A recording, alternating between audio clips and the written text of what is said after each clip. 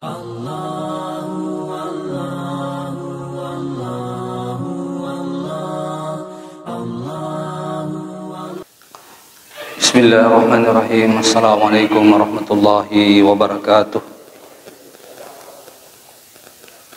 Alhamdulillah, wassalatu wassalamu ala rasulillah Sayyidina Muhammadin wa ala alihi wa sahbihi ajma'in, amma ba'd. Subhanaka ya Allah, la ilma lana illa ma 'allamtana innaka antal alimul hakim. Rabbi shrah li sadri wa yassir li amri wahlul 'uqdatam min lisani yafqahu qawli. Sidina sisa melebihkan kihadir bersyukurutan dengan kalur sisir jakosan Allah subhanahu wa ta'ala dan senantiasa memberikan nikmat hidayah, nikmat kesempatan, nikmat iman, sehingga alhamdulillah kita sempat bersama-sama di tempat yang penuh mubarakah ini sudah melaksanakan kewajiban kita, yaitu salat maghrib secara berjamaah.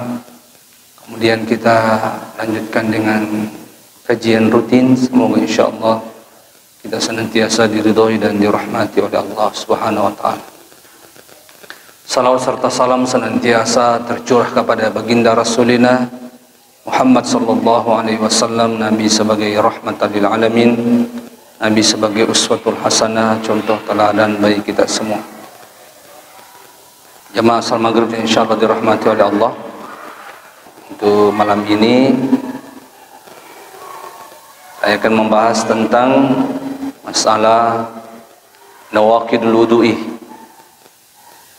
hal-hal yang membatalkan wudu, ya. Walladzi yanqudul wudu'a khamsatu asya'ah. Jadi yang membatalkan wudu itu bapak-bapak sekalian itu ada 5. Yang membatalkan wudu itu ada 5. Yang pertama, ma kharaja minas sabilaini. Yang membatalkan wudu itu adalah ketika keluar sesuatu dari 2 jalan, baik keluar dari dubur maupun keluar dari kubul atau kemaluan. Ini kagak masuk oleh korbatal di jenne bapak-bapak misalnya. Wa huma al-qubul wa dur naqidul wudu'i ainan kana urihan. Jadi semua yang keluar dari dubur dan kubul, kemaluan dan dubur, ya, tapamu kamu padaki dubur, ya, tempat keluarnya kotoran itu membatalkan wudu. Ainan terlihat, aurihan ataukah berbentuk angin. Jadi apakah itu terlihat atau tidak terlihat, nah, batal wudu. Ini masuk oleh dua lalar bapak-bapak misalnya. Mu'tadan kana nadiran. Apakah yang keluar itu sesuatu yang biasa keluar seperti air kencing atau kotoran, au nadiran atau sesuatu yang jarang keluar, semuanya membatalkan wudu. Kadami seperti darah. Jadi ada darah yang keluar dari kemaluan, ada darah yang keluar dari dubur, batal wudu. Wal hasa atau batu-batu, ke batu-batu masuk dari kubul, kemaluan atau dari dubur, batal wudu. Najasal ain ini, najasal ain kana tahiran. Apakah yang keluar itu najis atau sesuatu yang bersih, suci? Kadud seperti cacing. Jadi cacing itu membatalkan wudu juga, dia keluar dari dubur bapak-bapak misalnya. Apalagi kalau najis mana yang keluar seperti air kencing maksudnya, ya. Jadi itu semua membatalkan wudu, ya. Jadi apa yang keluar dari dubur dan kemaluan batal wudu. Apa dalilnya? Di antara dalilnya su'ila Abu Hurairah radhiyallahu anil hadas. Jadi Abu Hurairah pernah ditanya tentang hadas. Qala fusaun aw duratun. Yang kata Abu Hurairah, yang termasuk hadas itu adalah fusaun, keluar angin tanpa suara. Tapi kalau ada orang yang keluar angin dia suara anak, batal tuh jene. Auduratun atau keluar angin yang bersuara. Jadi kentut misalnya, kentut yang bersuara atau tidak bersuara semua membatalkan wudu. Air mazi juga membatalkan wudu. Air mazi, air yang warna kuning tapi malawi, ya, biasa keluar karena syahwat tapi tidak dirasakan keluar, mazi, itu membatalkan wudu. Bagaimana Ali radhiyallahu an mengatakan kuntu rajulan massa'an. Nah, kata Ali radhiyallahu an, saya adalah seorang laki-laki yang sering keluar air mazi. Jadi air mazi itu air yang keluar biasa kok, maaf ketika mencium istri tiba-tiba ada, itu tidak dirasakan keluar, Pak. Tak pemeriksa bawah milipat misalnya. Nah, itu biasa air mazi, keluar karena syahwat tapi tidak dirasakan keluar. Nah, kata Ali kuntu rajulan massa'an, saya adalah seorang laki-laki yang sering keluar air mazi. Pada sudah dah masuk air mazi kuna sangali. Fastahyaitu an asala Rasulullah li makan ibnatihi. Tapi masih kata Nabi ta pak ya menitun Nabi ta apa ya bene anak-anak pati makannya. Fa amartul Miqdad ibn Aswad al-Kindi, maka saya perintahkan Miqdad al-Aswad al-Kindi untuk bertanya kepada Rasulullah.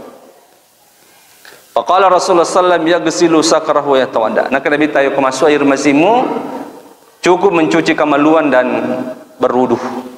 Jadi itu perlu dia tekong air mazi. Jadi air mazi juga membatalkan wudu. Jadi kaidahnya Pak itu. Jadi kullu ma kharaja minas sabilaini, semua yang keluar dari dua jalan membatalkan wudu.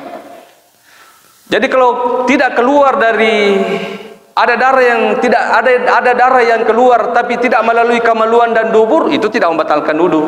Seperti berbekam misalnya pergi majenne nama bekam ki itu mengeluarkan darah, itu kan tidak membatalkan wudu.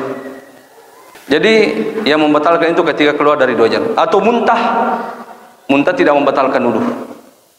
Pergi majenne na talwaki misalnya, ini tidak keluar dari dua jalan, akhirnya juga tidak membatalkan wudu bapak-bapak misalnya. Jadi anna Nabi SAW ihtajama wa shalla wa lam yatawadda. Ya, Rasul itu pernah berbekam kemudian langsung salat, tidak mengulangi lagi wudunya. Jadi pernah majin Nabi tanah membekam, kemudian setelah itu langsung salat dan dia tidak berwudu lagi setelah berbekam. Ini menunjukkan bahwasanya kalau darah keluar tapi tidak dari dua jalan ini tidak membatalkan wudu. Jadi yang membatalkan wudu yang pertama kullu ma kharaja minas sabilain. Apapun yang keluar dari dua jalan. Batu-batu kah, cacing kah, terlihat atau tidak terlihat, semua yang membatalkan wudu. Yang kedua yang membatalkan wudu sekalian adalah wan-naumu ala ghairi al-naumu ala ghairi hayatil mutamakkina minal ardi maq'adahu. Yang membatalkan wudu selanjutnya adalah tidur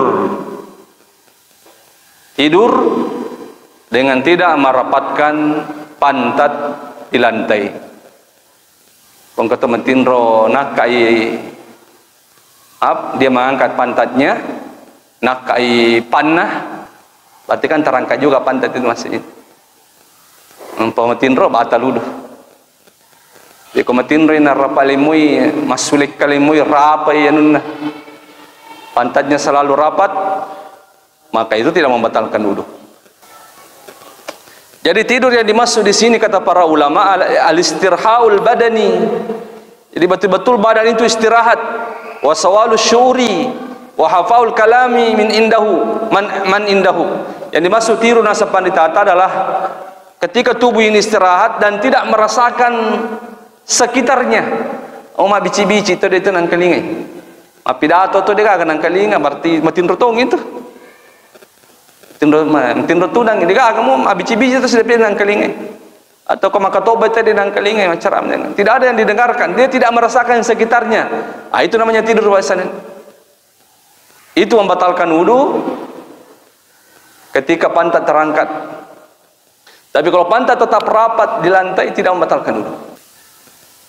Karena Nabi SAW al-ainanu wa kaussah, dua mata itu nasa Nabi mengikat dubur, mengikat dubur.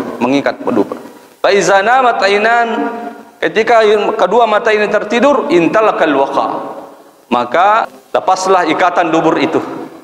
Panama pamanama falyatawadda, siapa yang tidur maka berwudulah. Jadi kumatinroki, jadi kamu matinroki kode rapalimui nutta dina terakai maaf tidak terangkat pantai itu tidak membatalkan wudu. Tapi kapan terangkat ketika kita tidur, maka batal wudu.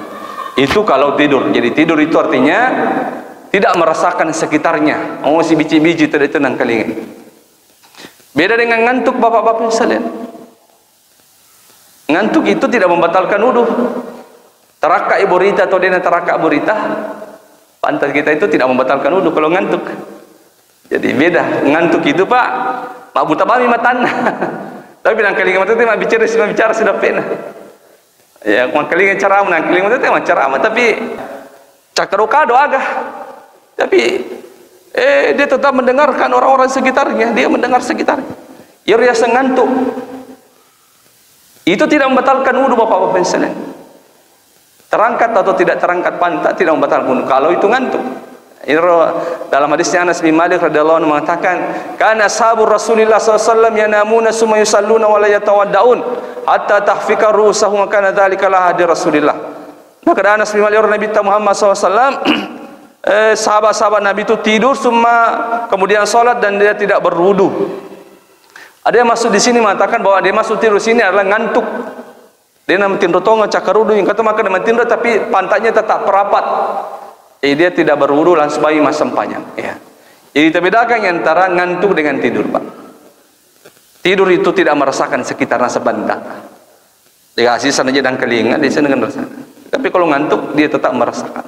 Ngantuk tidak membatalkan wudu. Yang membatalkan wudu adalah tidur, bapak-bapak. Yang ketiga min asbabil yang membatalkan wudu adalah sawalul akli, al-igma'i wal jununi was-sukri. Yang membatalkan wudu seperti orang-orang yang hilang akalnya, pergi majene tiba-tiba pingsangi misalnya, batal wudu. Orang majene tiba-tiba gila, batal wudu. Orang majene tiba-tiba mabuk, ya, mabuk karena meminum sesuatu, batal wudu. Jadi batal wudu. Jadi pinsang itu membatalkan wudu. Ya, jadi masih ingat tadi Rasulullah di akhir-akhir hayat Rasulullah itu namelo ni mati Nabi ta malam Jumat itu kira-kira 3 hari lah sini mati Nabi ta. Jadi minggu terakhir malam Jumat melo Nabi ta masam panjang Isa kurang 5 jenne Nabi ta pas melo masih jatuh buangi Nabi ta pinsang bapak-bapak pinsang. Pas bisa dingin tanya Aisyah, ya Aisyah asollan nas pernah enggak masam payah tahu maka dia Aisyah dia ya Rasulullah yang milo si Nabi tahu majenne si Nabi ta pernah majenne mesi lop bos si Nabi ta pinsang pas ping maingat si Nabi ta makutana sebagai pernah enggak masam payah tahu Aisyah dia ya Rasulullah tajang yang tahu majenne si Nabi ta. Jadi ini menunjukkan bahwasanya pinsang itu membatalkan wudu karena hilang akal. Jadi pernah majenne sempat hilang akal batal wudu. Bagi gila mabuk atau pinsang itu semua membatalkan wudu bapak-bapak sekalian. Ya. Jadi 3 nih. Yang keempat yang membatalkan wudu adalah lamsur rajul mar'ata min ghairi hailin bainahuma ghaira mahramin fil ashah. Ini dalam mazhab Syafi'i ya. Seorang laki-laki menyentuh perempuan tanpa penghalang. Tanpa penghalang keduanya yang bukan muhrimnya. Jadi laki-laki menyentuh perempuan tanpa ada penghalang yang bukan muhrimnya, maka batal wudunya. Berarti kalau nagese mangkunre dan kamu palawana kain misalnya, walaupun kain tipis nasaban ditata itu tidak membatalkan. Atau menyentuh perempuan tapi itu mahramnya, muhrimnya, ya sangi muhrim Pak, wanita-wanita yang haram untuk dinikahi. Itu namanya muhrim. Pada induk ta, pada anak ta, pada anureta, amureta, tante, nah itu semua muhrim itu. Semua wanita yang haram untuk dinikahi dikatakan muhrim. Semua perempuan yang bisa dinikahi berarti ajnabi, bukan muhrim. Itu yang membatalkan wudu dalam mazhab Syafi'i.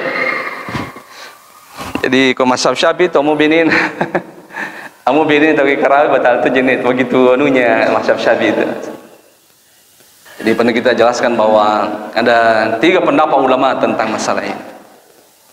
Kalau Imam Malik dan Imam Ahmad mengatakan nanti batal wudu kalau menyentuh perempuan itu dengan syahwat. Ekor itu agak nafsu itu nak batal jenis. Karena ada hadisnya je, ada beberapa hadis sebenarnya Pak. Jadi memang ini menjadi pertanyaan juga ya. Ada beberapa hadis bahwa Rasul itu menyentuh istrinya dan dia dalam keadaan berwudu. Di antaranya hadis tentang bahwasanya Rasul itu mencium dahi istrinya. Permajinnya Nabi tanah baulin rona Nabi bini Nabi tanah palo masih dia nak jenne. Yang kedua Nabi tak masa tangga bendiwi dia selalu menyentuh tangga kakinya Aisyah radhiyallahu anha. Pemilu sujud Nabi tanah karawi aja Aisyah, napa nak atas aja Aisyah. Isimatu ko nasad di si Aisyah mak minri Nabi tanah palampu saja na Aisyah. Isimatu sujud Nabi tanah gestas aja Aisyah. Nagatas si memang aja na bari sujud Nabi tanah karon. Jadi yang ke depan itu kalau menyentuh perempuan yang bukan muhrim seperti istri misalnya batal.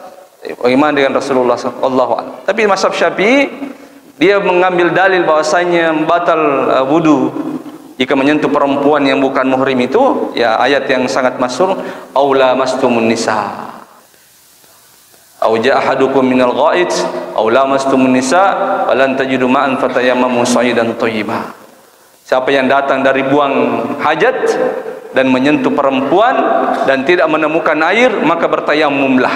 Maka Imam Syafi'i Allah menyandarkan aula mastum nisa itu kata-kata menyentuh perempuan dengan orang yang datang buang hajat. Sepakat orang ulama bahwa orang yang buat hajat itu batal wudunya. Berarti menyentuh perempuan juga katanya batal wudunya. Itu yang dijadikan aula mastum nisa. Ya, adapun Imam Ahmad dan Imam Malik mengatakan tidak membatalkan syahwat kalau tidak membatalkan wudu itu kalau tidak dengan syahwat. Ini kong kan nafsu na tawe. Nak rawe makun yang tak bukan muhrimnya nasa Imam Ahmad dan Imam Malik. Ini kong kan nafsu na batal. Mau bini misalnya kong rawe bini na ada nafsunya maka batal. Pak Yoko itu kan nasa nafsu na tidak batal karena itu tadi dari dalilnya itu. Rasulullah menyentuh kaki Aisyah radhiyallahu mencium istri-istri Rasulullah. Kami lo masih kemudian lalu ke Imam Abu Hanifah maka daide pokoknya tidak batal karena yang dimaksud dengan aula mastum nisa di situ adalah berhubungan badan, berjima, bukan hanya sekedar menyentuh tapi berjima. Pokoknya nafsu ada nafsu atau tidak ada nafsu ya kok hanya sekedar menyentuh nasang Abu Hanifah tidak membatalkan wudu. Jadi ada 3 pendapat ulama ya. Jadi terserah kita. Maka daki amin kasa dia macam dari Imam Syafi'i ya silahkan ya. Jadi Imam Syafi'i itu agak tegas dalam masalah ini bapak-bapak. Wala farqu fi ar-rajul baina yakuna shaykhan faqidan lisyahwati am la wala baina al-hazzi wal 'inin fa innahu yantakhidu wudu'uh. Jadi laki-laki yang menyentuh perempuan itu tidak ada bedanya apakah orang tua, apakah masih muda, ataukah laki-laki yang tidak ada nafsunya, engkau rane. Dia jaga agak nafsu nak kumakun raya. Hil tidak ada itu kan memang Cina nak kumakun raya. Ketika menyentuh perempuan dalam mazhab Syafi'i itu, amo dia agak nafsu nak matoani lato ni. Dia nak agak Cina nak kumakun raya. Ketika menyentuh perempuan batal juga. Nah sama dalam mazhab Syafi'i itu tegas. Karena itu tadi ulama itu menyentuh perempuan. Pokoknya nasa Islam kerawai. Engkau toga nafsumu, toga kan ya. Mato-to ni malolololo pagamuruna kemudian angka Cina nak kongkreto dega pokoknya namun kerai makun rebatal. Wala farqu bil ma'rati baina syabati wal ajusi allati la tustaha. Dan juga perempuan yang disentuh itu tidak ada juga bedanya apakah yang disentuh itu adalah perempuan yang masih muda atau perempuan yang sudah tua. Yang mazhab Syafi'i itu kadang makun re matoani arwani pro na tong muruna. Ke ikarawai batal tu. Kalau masih muda atau sudah tua engkau cinamu kurang atau dekat cinamu ya namu karawai batal jenem. Bahkan wabil maitati dalam mazhab Syafi'i itu ya yang ini disahihkan oleh Imam Nawawi bahwa menyentuh perempuan pun dalam keadaan mati batal. Perkimajin yang karawai engkau makun ri karawa yang bukan muhrim kita, maksud saya bukan muhrim kita, tidak ada hail, tidak ada penghalang, yang bukan muhrim disentuh padahal dia sudah meninggal dunia batal. Ini berdasarkan fatwanya Imam Nawawi dalam kitabnya Syarhul Muhassab ya. Jadi batal ya. Hidup atau mati kalau bukan muhrim tidak ada yang menghalangi batal. Jadi begitu hati-hatinya Imam Syafi'i dalam hal ini bapak-bapak. Allah. Lau kana al-adul malmusu ashalla aw sa'idan aw waqa'a al-lamsu bighairi qasdin wa bighairi syahwatin fa yanqudu al-wudu' fi kulli dhalika lianna al-lamsa haddatha li zahiril ayah. Bahkan asal pada tata dalam mazhab Syafi'i itu dikatakan engkau misalnya limata bapak-bapak sekalian, engkau tahu misalnya tabe lebih limana. Misalnya kayak jari-jari kita kan 5 Pak. Engkau tahu misalnya 6 jari-jari 6.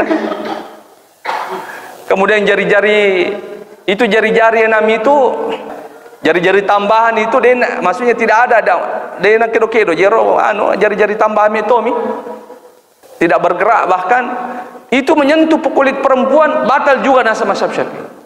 Batal juga. Selesai saya. Apakah itu tidak bergerak jarinya jari tambahan atau bukan tambahan, pokoknya ini bukan ya. Apakah ada maksud atau ada syahwat, pokoknya semuanya itu menyentuh batal wudu. Wala yankudu lamsa sya'ara was safra was sinnah ala rajih.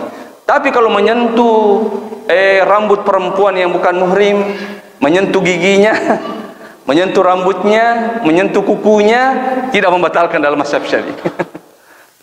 Ini kolina, ini kolina, isinna tidak, karena katanya rambut itu yang merasakan kenikmatan itu karena rambut itu dinikmati dengan melihat, bukan dinikmati dengan menyentuh dengan rambut itu. Jadi kalau ikatan ini bila nama kunre tidak batal, atau isin atau kanukunna, karena katanya ketiganya ini hanya dinikmati dengan dilihat saja, bukan dinikmati dengan disentuh. Allahu a'lam. Selanjutnya yang kelima, jadi 5 tadi membatalkan. Wa massal farji bi batnil kafi. Yang membatalkan wudu adalah menyentuh kemaluan. Menyentuh faraj. Jadi faraj itu ada 2 ya. Faraj, menyentuh faraj dengan bi batnil kafi, dengan apa namanya ini? Dengan telapak tangan. Menyentuh faraj. Faraj itu ada 2. Kemaluan dan dubur. Jadi maka kami faraj kemaluan, kamu tabe menyentuh dubur itu bagian dalam itu tempat keluar kotoran itu batal juga. Kalau yang menyentuh itu adalah telapak tangan. Tabe. Menyentuh faraj kemaluan atau dubur dengan telapak tangan. Jadi pernah jelaskan bahwa telapak tangan itu adalah semua yang tidak terlihat Pak Bu. Kami setelah telapak tangan Pak jempol bawah di 5 tamakoi. Semua yang tidak terlihat telapak tangan semuanya. Semua yang terlihat itu bukan telapak tangan. Kalau itu menyentuh kemaluan tidak batal dalam mazhab Syafi'i. Jadi kau kata misalnya maaf, angkat to karawai kemaluan ya, copok nih jari-jari nak karawai ya, tidak batal karena ini bukan telapak tangan. Telapak tangan itu bagian dalam yang semua yang tidak terlihat. Atau ada yang menyentuh bagian isaliwanna, tidak batal juga karena dia bukan telapak tangan. Jadi rumusnya mengatakan telapak tangan itu Pak Jampabani limamu. Semua yang tidak terlihat telapak tangan, semua yang terlihat bukan telapak tangan. Jadi mudah untuk mengetahui telapak tangan itu. Apa dalilnya? Banyak sekali hadisnya. Mamassa sakarahu falyatawadda. Siapa yang menyentuh kemaluannya maka berwudulah. Ayyumal imra'ah massat farajaha falyatawadda. Perempuan, siapapun perempuan yang menyentuh kemaluannya maka hendaklah dia berwudu. Ada hadis mengatakan, ada sahabat bertanya kepada Rasulullah, apakah menyentuh kemaluan itu membatalkan wudu? Terus Rasulullah mengatakan, innaha bid'atun minka. Dia batal, jenemu itu hanya bagian potongan dari tubuhmu. Tapi hadis itu dibandingkan man massa farajahu falyatawadda, itu lebih lemah dibandingkan hadis ini. Jadi hadis yang lebih kuat itu adalah man massa sakarahu falyatawadda. Siapa yang menyentuh kemaluannya berwudu. Makanya menyentuh kemaluan dengan telapak tangan batal wudu bapak-bapak. Sawan kana min nafsihi aw min ghairihi min dzakarin aw unsa min saghirin aw kabirin min hayyin aw mayyitin qubulan kana malmus aw duburan lisidqil faraj 'alal kulli. Menyentuh kemaluan apakah apakah kemaluan sendiri atau kemaluan orang lain? batal. Apakah kemaluan laki-laki atau kemaluan perempuan? Apakah kemaluan anak kecil atau kemaluan orang besar? Batal ketika menyentuh kemaluan. Apakah kemaluan orang yang hidup atau kemaluan orang yang mati? Batal. Batal. Tapi maksud di sini adalah faraj al-adami, faraj manusia. Kalau kemaluan hewan tidak menjadi masalah. Misalnya kalau saya menyentuh kemaluan sapi misalnya, saya pingin menyentuh kemaluan sapi, atau saya menyentuh dubur sapi, apakah batal? Tidak. Oleh hewan tidak. Yang batalkan itu kalau kemaluan faraj, apakah kemaluan atau dubur manusia, apakah kecil atau sudah besar, laki-laki atau perempuan, kemaluan sendiri atau kemaluan orang lain, masih hidup atau sudah meninggal dunia, ketika menyentuhnya batal, Bapak. Tapi dengan telapak tangan. Ya. Kalau ternyata telapak tangan zahirnya menyentuh, tidak batal. Fa in massa bisahril kaffi fala. Jika menyentuh zahirnya telapak tangan menyentuh, tidak batal wudu. Jadi tadi saya sampaikan tadi. Jadi koye sentuh ya bagian ini, tidak, bukan telapak tangan. Bi harfil kaffi, atau ujung-ujung jari, copok-copok nih nang jari-jari teh. Ini dia bukan telapak tangan namanya juga, tidak membatalkan wudu juga. Bi rusil asabi, bima bainahuma fala yanqudu wudu'u ala rajih. Jadi itu misalnya yang membatalkan wudu. Jadi adapun hewan itu tidak membatalkan wudu Bapak-bapak misalnya. Yang menjadi khilaf di kalangan para ulama itu adalah apakah membatalkan wudu ketika makan daging unta. Ini ada hadis khususnya masalahnya. Imam Nawawi mengatakan batal. Khusus daging unta saja. Kongka mandai daging unta yang sudah dimasak itu batal, karena ada sahabat bertanya kepada Rasulullah, "Ya Rasulullah, ana tawaddau min lahmil ibil?" Maka Nabi na'am, iya. Ya Rasulullah, apakah kami berwudu ketika makan daging unta? Kata Rasulullah, iya. Naam, iya. Ana tawaddu ya Rasulullah min lahmil ganam? Apakah kami berwudu ya Rasulullah ketika makan daging kambing? Maka Nabi terserah. Insyita tawadda wa insyita la. Pemilu kemajin najin kok ucap majin dari mereka kan. Makanya khusus untuk daging unta, kalau ada makan daging unta, karena ada hadis khususnya, maka setelah makan daging unta berwudu. Adapun yang lainnya Pak tidak menjadi masalah. Mandeki manu, mandeki bembe, mandeki saping sudah dimasak atau tidak, itu tidak membatalkan wudu. Karena ada hadis Rasulullah mengatakan, "Kana akhirul amrayn min Rasulullah SAW tarkul wudu'i mimma massathun nar." Mimma massathun nar. Nah, karena di akhir hayat Rasulullah itu dia tidak berwudu lagi ketika makan makanan yang sudah disentuh api. Ya memang sebelum-sebelumnya Nabi ta yakupure mandre nasu-nasu yang sudah dimasak itu berwudu. Tapi di akhir hayatnya ya Nabi ta dena nama jenne kupure mandre aga-aga nasu-nasu yang dimasak dengan api. Engkau biasa istilah Pak nasi wal mansuh. Jadi agi-agi terakhir itu yang menjadi hukum Pak. Agi-agi yang terakhir. Yang terakhir itu adalah Rasulullah itu tidak berwudu ketika makan makanan yang sudah disentuh oleh api. Itu menjadi dalil bahwasanya makanan yang disentuh oleh api tidak membatalkan wudu kecuali daging unta, karena ada hadis khasnya. Kita Nabi ta natawaddu min lahmil ibil. Apakah ya Rasulullah kami berwudu dengan daging unta? Kata Rasulullah, na'am, iya. Suruh Nabi ta ya. Jadi itu saya rasa cukup Bapak sekalian ya. Jadi sisa waktu yang ada, kalau ada ingin bertanya silahkan. Kalau saya bisa jawab saya jawab, tidak bisa saya jawab ya bisa ditanyakan di ada ustaz yang lain. Ya, Allah alam bisawab. Ya, baik. Iya, mas sempajang ni engkau pada saat di pada kumiki maaf keluar angin tapi tahan akhirnya ditogaga. Apakah membatalkan wudu? Tidak ya, itu tidak membatalkan wudu. Ada riwayat mengatakan la yasrifanna ahadukum min salati hatta hatta tajidu rihan atau tasma'a sautan. Nah kana bita ko ragu-ragu kum sa dinasa bita kalimat tu ka gajaro nangel to dega. Ayat kalau minta aja musali sampajamu aja membatalkan sampajamu sampai betul-betul kamu yakin maka dan katongan usah dimasuk agak-agak ya angka bau-bau mimau atau kamu mendengarkan sesuatu angka itu suara mangkalinga atau engkau bau-bau mimau nasa minta kenapa kau yakin kau ragu-ragu ya kecuali yakin itu maka dan kau masuk ya seding batal wudu. Ya kau maka dari perami kemudian itu nak janji, rasa itu tidak. Yang kena minta aja, jangan meninggalkan salat. Aja musali sampai jam nasa minta. Ya kau ragu-ragu kau maka metu gak gaji nangir atau dega sampai kamu betul-betul nasa minta mencium bau busuk atau kamu mendengarkan suara nasa minta. Ya kau itu aja nah, aja nah. Apalagi kau nangir itu gak seding, iya tidak menjadi masalah. Allahu a'lam bishawab. Iya silakan. Ya hukum rokok.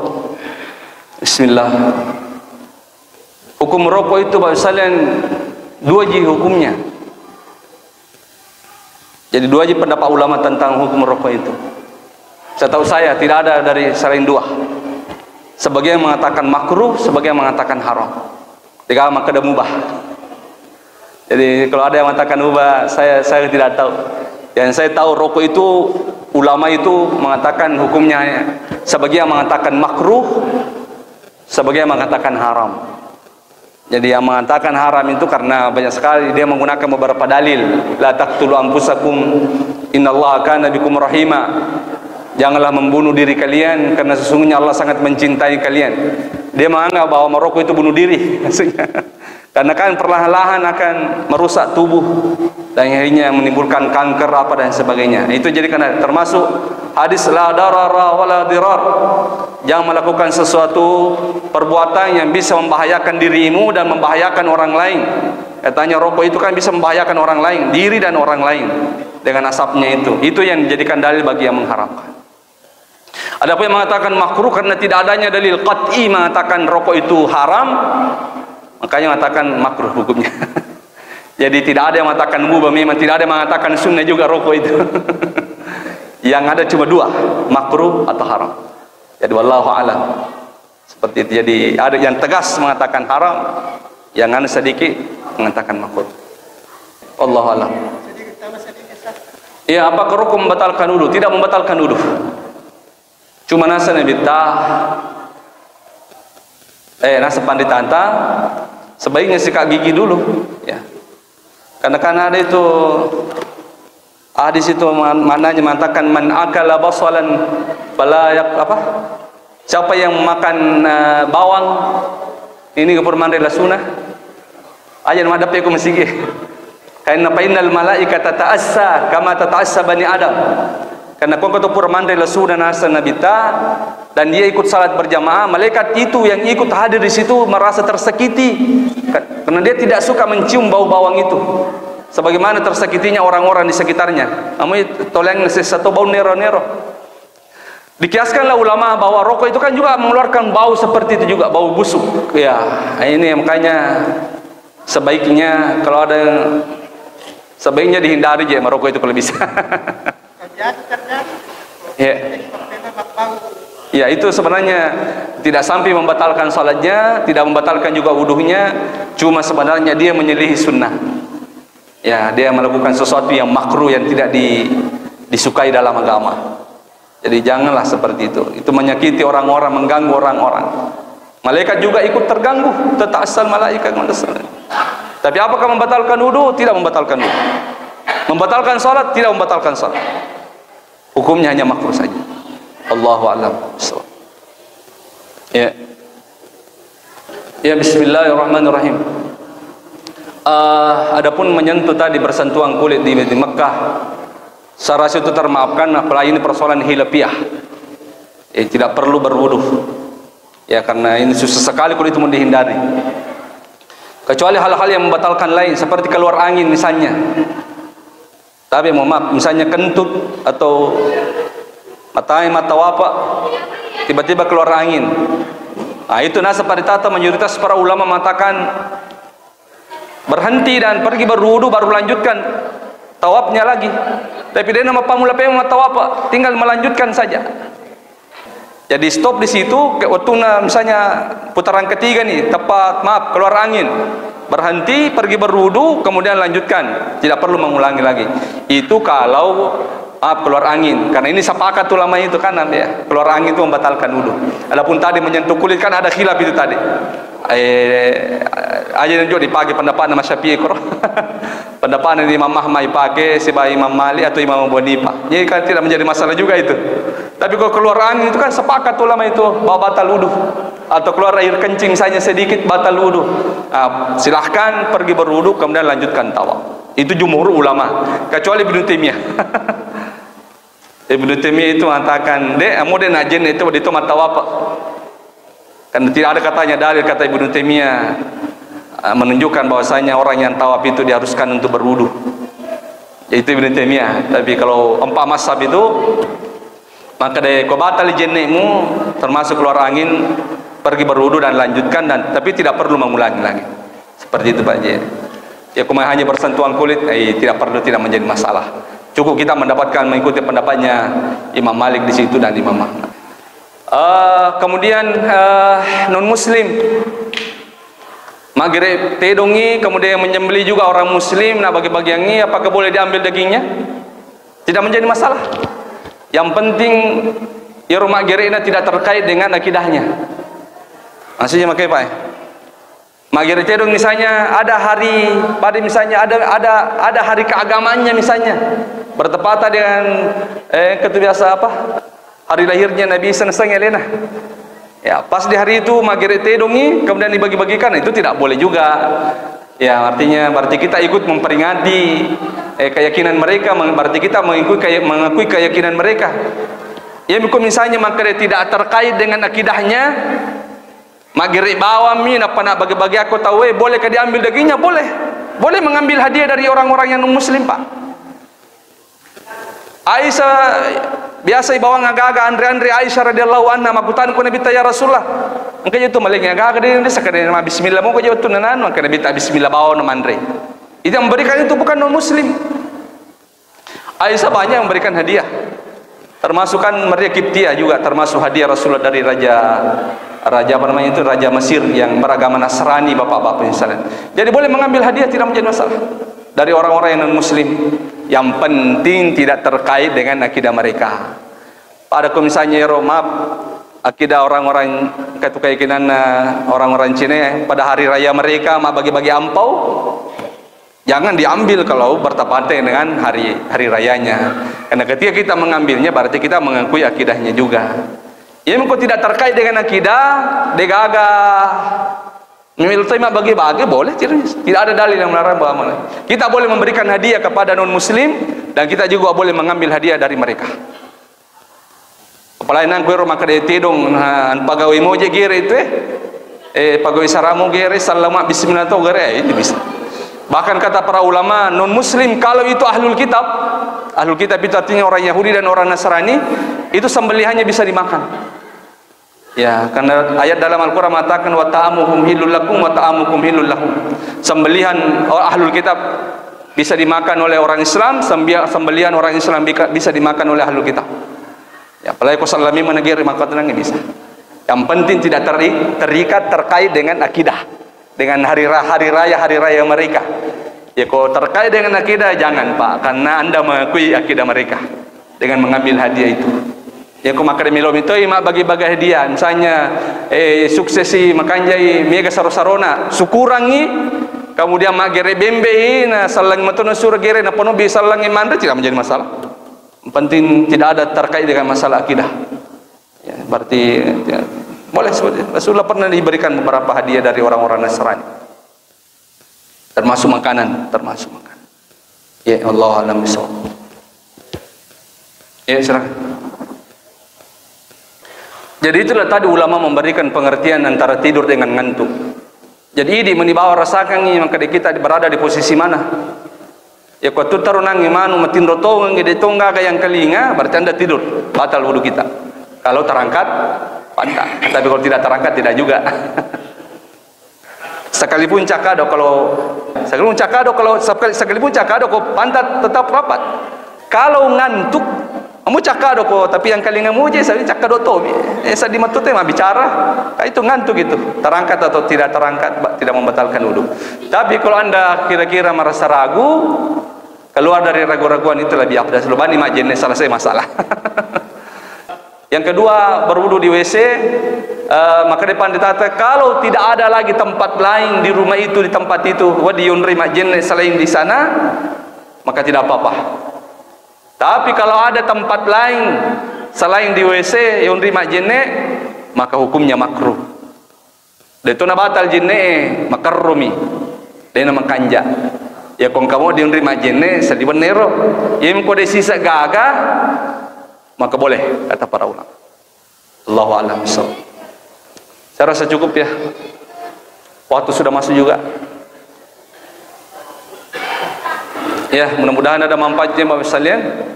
Kebenaran hanya milik Allah, semua kesalahan datang dari saya sebagai manusia biasa. Subhanakallahumma wa bihamdika asyhadu an la ilaha illa anta astaghfiruka wa atubu ilaik. Allahu ya tawallas salihin. Assalamualaikum warahmatullahi wabarakatuh.